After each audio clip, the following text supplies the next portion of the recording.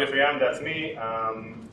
I've been in the business of product management for 15 years now. Worked as a lead product on the payroll of 8 companies. Served a lot of users. I'm also an entrepreneur. Actually, I'm an entrepreneur. Before I was a product manager, I always say that I actually found out I was a product manager on the second role that I was doing as a product manager, because that's how I got to it, being an entrepreneur. I'm the mentor in residence, that's how they call it, for Sarona Labs X365. I do also a lot of other mentoring as well for product and for founders or CEOs. And what I do, my day job, what I do for a living is I have a company called Y Perspective, which is a product strategy consulting firm.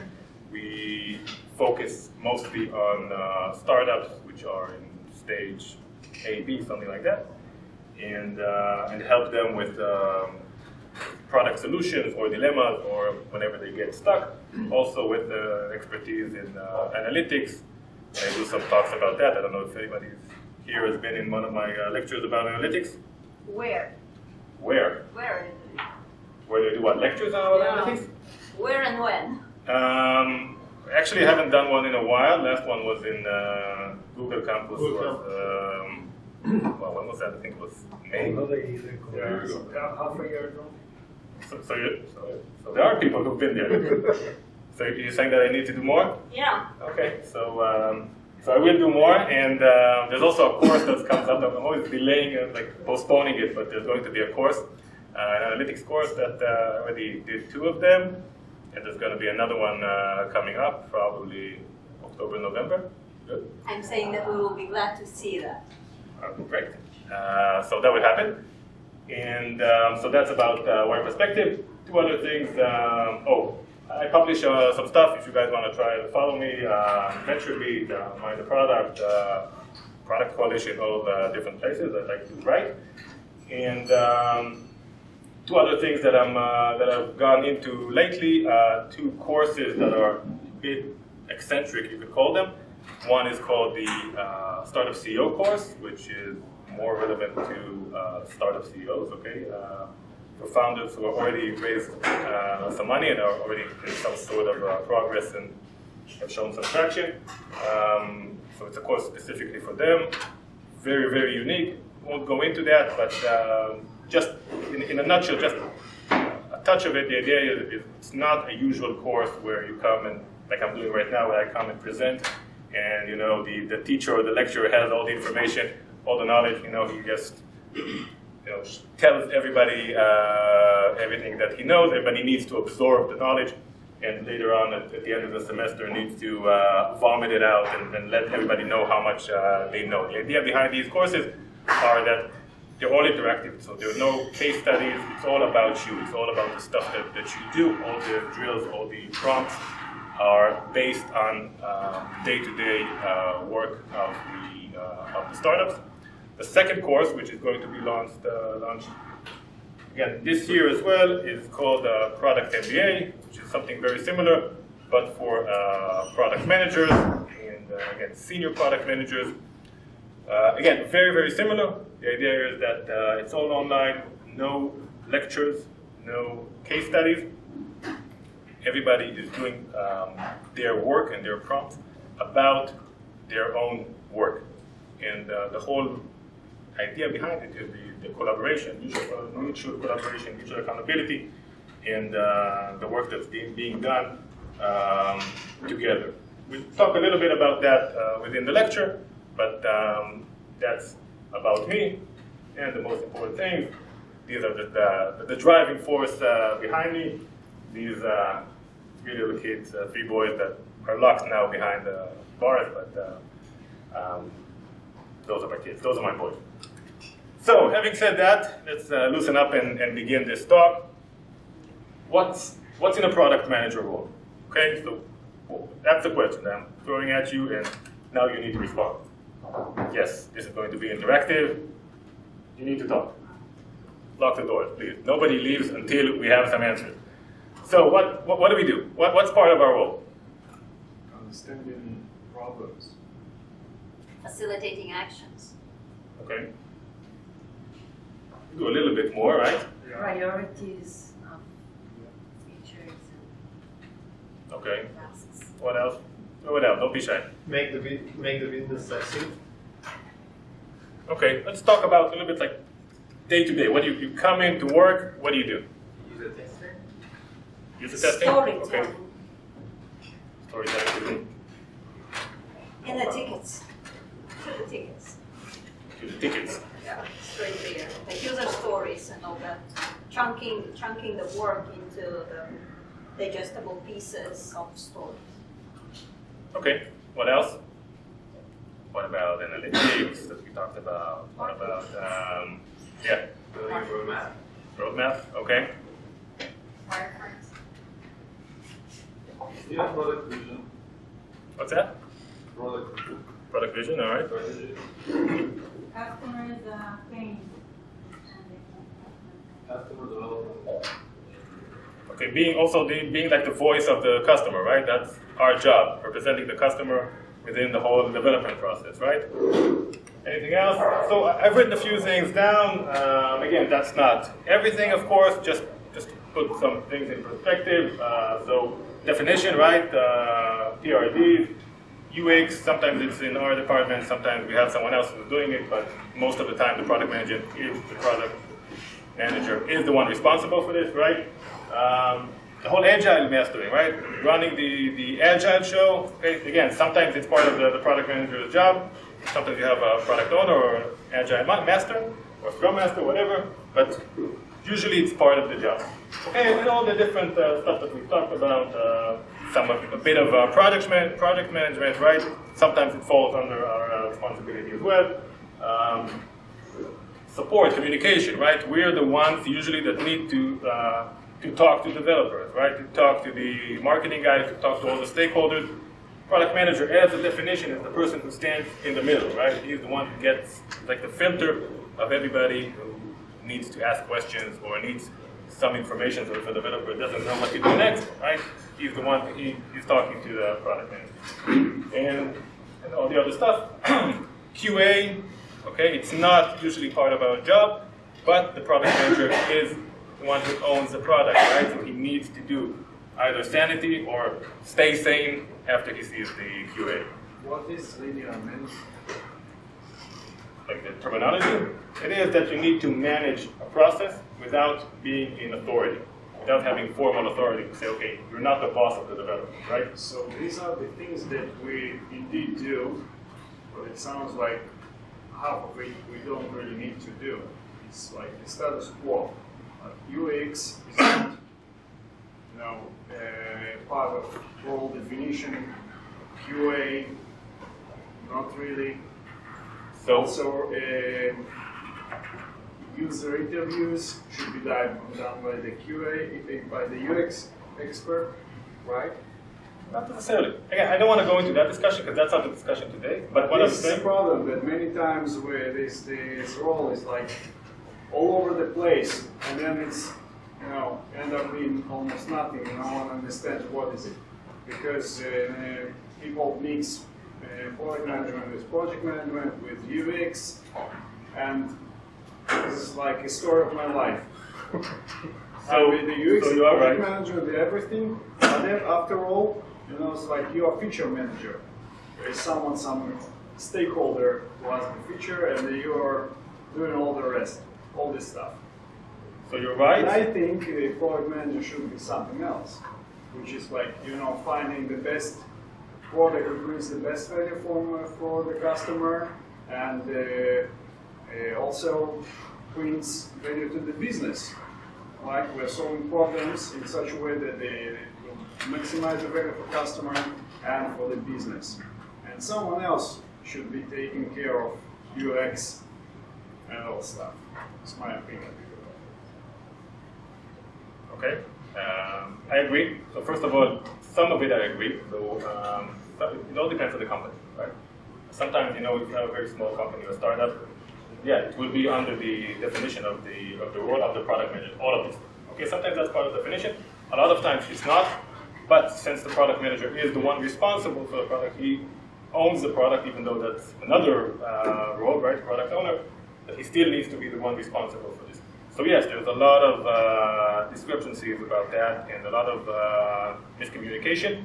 We'll discuss that a little bit here, but that's not the intention of this talk. Maybe when we'll have the panel, by the way, we can discuss that when we talk a little bit about the difference between a junior product manager and a senior product manager.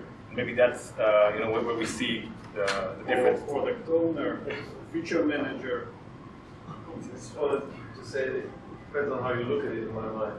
If you look at the product manager as the CEO of the product, you understand why the responsibility, and you're right, there are people who will do things for you, but as the CEO of the product, you are responsible for a lot of them. So I do think you I are think CEO of the we can product, make but it it easier than really having hours. contradicts what you see here. It all depends on the company, how you define product role in the company. Somebody does. You're right. Anyway, it's not. It all depends on the that I completely agree. And regarding again the CEO of the company, that's the CEO of the product, that can be a topic on its own. But that's not the topic of this conversation. Okay, so let's try to keep you guys focused. Okay. But the question is, how do we get better, right? The topic of this talk is to understand how do experienced product managers get an edge. How do we level up? How do we move on? Delegate. What do we? That's one thing to do, but again, that's a tactic. We'll talk about the difference that we can do. Okay, so how do we get better? What do we do? Right, so we can pray, right? We can just sit there and say, okay, let's hope that something happens, and we all of a sudden, get better and somehow are getting, get a promotion, right? Usually that won't work. But there are practical things that we can do, right? There are things that we can do, things that we can do to make ourselves better, to educate ourselves, to learn more, to get a better understanding of our role, of our profession, right?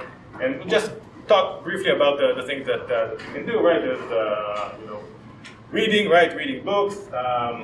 These are a few of the recommended by me again, but that's not. These are really good.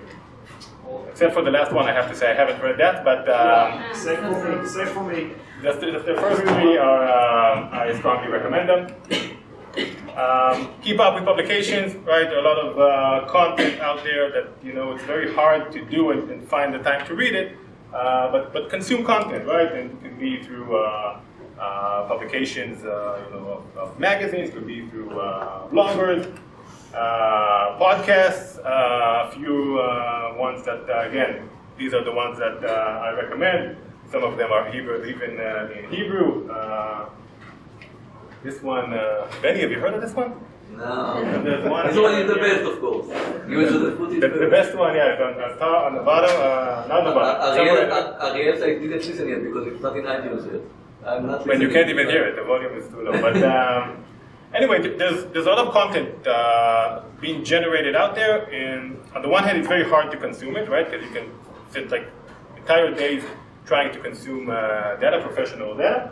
But on the other hand, it's something that we need to do, right? We need to understand where the industry is going, where the profession is going, new trends, new ideas, and new methodologies. Something that we need to be on top of. And there's the usual stuff, lectures, meetups like we were doing right here, webinars, TED videos, YouTube's recordings of lectures, by Mind the Product and things like that. And let's not forget the MBA, right? And here I want to ask you guys, what do you guys think of an MBA as part of your promotion, as part of your career path? Is that something that, let me ask this, how many people here do have an MBA, have done an MBA? Okay, we have our panelists. Who else? Raise your hand again. Okay, not too many. What was the question? How many people have done an MBA? Okay, how many are considering it? Okay, not too many. Which is interesting, okay? Because a lot of times, even though it's a trend, it's something that we see lately that it's not as popular as it used to be. But it used to be that the way to promote yourself, right, is to have an MBA, something that's really nice on your CV, on your LinkedIn, whatever, and that helps you move forward.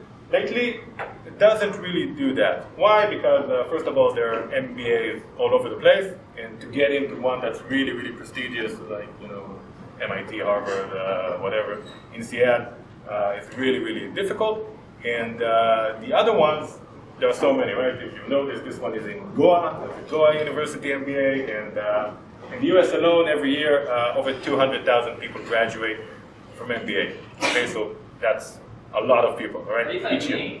I mean, an MBA doesn't determine anything about your success as a product manager. I would say, I mean, to me, it didn't contribute. I would say very little because the academia way of thinking is way different than your creative way that you have to manage as a product manager. You have to run with many hats and all that.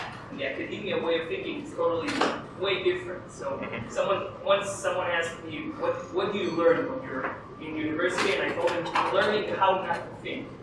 So Well, at least you learned something. So, That's not but again, it's a trend that we see, right? That less and less people do that. It's not being considered as much as it used to be that okay, you have to have an MBA to get into a management position. And yeah, again, just putting it up there as some of the possibilities and the options that we have in order to level up, okay? That's what we do. Okay, but when we look at all these things, all the, when I put them under the basket of knowledge, okay, so how do we improve our knowledge? How do we learn more things? 9 out of 10 times, right, we can say pretty confidently that knowledge makes us better, right? If we learn, we usually get better, unless, we're Jedis and sometimes we need to unlearn what we've learned, but that's an inside joke that one person got. But be more of those, so you better start warming up, or we need a little bit more beer. Ben, we have more beer? We have 3 kegs of beer. Guys, you want to make a stop and go for beers? Anyway, I'll move on. But is that enough? Okay, is learning or having more knowledge or learning more techniques, more tactics, more information, is that our way forward? Is that our way to progress to our next role, or to level up, not necessarily to our next role, but to become better product managers? Is that really what's holding us back? And you know what, I'll ask you guys, is that, kind of answer that, but what do you guys think about that? Right? Are there other things that we need, that we can do in order to move forward? That, again, are not included in all the stuff that I've talked about, the formal teaching, the, give a little bit more hint, like the technical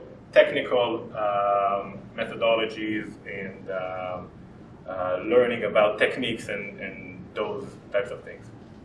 Mentorship, having actual mentorship while you're actually doing the job, and also the experience, like doing and you committing the mistakes instead of reading about them, and then reflecting on the experience, what went wrong, what went well, and how to double down on the good things and avoid the bad things. Okay, I think I agree. Anybody else wants to contribute? Side projects and maybe consulting to others. Okay, but what does that give you? All right, so great. So you have a side project. Give me exposure to other set of problems, other perspectives, and gives me the opportunity to learn about that and to be able to provide a valuable suggestions or guidance. Okay, good idea. Anything else? Any ideas? Suggestions? learning Talmud. Learning what? Learning Talmud. Talmud. Okay, that's always good. Problem Makes you smarter. New technology areas. So once you grasp some area and you learn something more, you build another abstract model of some other technology, so you can apply it in your domain. Okay, but as a product manager, again, learning a new language in code, how would that help you? I'm not saying that it won't completely, but Not coding, but if you learn some basic in AI, then you can come and start a whole new project in your company. Or you could be an initiator. some innovative solution. Yeah, sorry. Maybe opening your own startup in better entrepreneur, and by that understanding better, market, strategy. So that's the best school, telling you from experience and having failed a few times, more than once. That's the best teacher. It costs a lot and it's really painful, but yeah, definitely that takes you forward. But I want to look if a different direction. Okay, what else can we do? What does usually happen, or what do we usually see? Again, more a bit of jokes here. Come play along with me. We see a different type of methodology or a different way of approach of people who say, okay, our product manager for a while, for 5 years, whatever. I'll just stay cool. I'll just stay where I'm doing right now. A little bit of this, a little bit of that, and the army joke about what happens to an officer in the army after 5 years, right? He gets to become a major, right? Offsetting? It doesn't work here. Anyway, so if you tie a goat to what they're saying is that if you tie a goat to a tree in the army for 5 years, after 5 years it will become a major. So that's a rank that we made. So a lot of people see that as a way, okay, I'll stick around, I'll just play the game, I won't do anything exceptional, and maybe I'll get promoted. Sometimes it's because of my natural charisma, sometimes because I'm lucky, sometimes because the CTO or the CEO is my friend, or I made him my friend, or I bribed him, or I don't know, gave him some some benefits. But that's an option that. Hopefully, that's not the way that we want to move up our career and level up. So let's talk about something else. Let's talk about something that I don't think that anybody mentioned here. I'm not saying that nobody is thinking about it, but I think it's something that needs to get a little bit more focused. Okay, the whole term of leadership. Now, when we talk about leadership, especially when I speak to Israelis, everybody's thinking about leadership in like the first time that we usually talk about leadership, or we confront the term leadership in Hebrew, is in the army, right? Manigud, the whole army, like Acharai, everybody comes after me and I'll lead you guys into battle. But I'm talking about product leadership. Product leadership is a bit different, okay?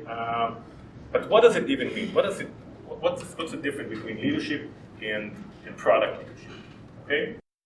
So first of all, in order to be a product leader, in order to be a leader, okay, you can't cut any corner. You have to be a good product manager before. You have to be experienced. You can't just come in and say, okay, I'm a leader, I'm a product leader, right? You have to come with experience. You have to be good enough, because otherwise, you're just not gonna cut it. But eventually, there's a plateau, right? Usually, people in product manager's position, after usually a year and a half, 2 years, a little bit later after that, the amount of knowledge that you can get within your company, the amount of expertise that you get within your company, it kind of plateaus, right? Because when you get into a company, a new organization, at the beginning there's a lot to learn, there's a lot more impact, and a lot more knowledge and positive outcome that you can bring out of that. But as time goes on the one hand, it makes it easier for you to manage everything and you're on top of things. But on the other hand, you're kind of like plateauing, right? You're not advancing too much. There's not too much to learn. Have everything, not everything, but you're not promoting yourself, or you're not leveling up. And that's where leadership can take you the one phase upward, or leveling up, as we call it. Okay. So leadership is not about this type of Braveheart leadership, combat leadership. It's not just about that. It's not just about leading people into action where they have to risk their lives and they have to put all their trust in you. Leadership, product leadership, can be for, you don't have to be an extrovert. Okay? You can be an introvert.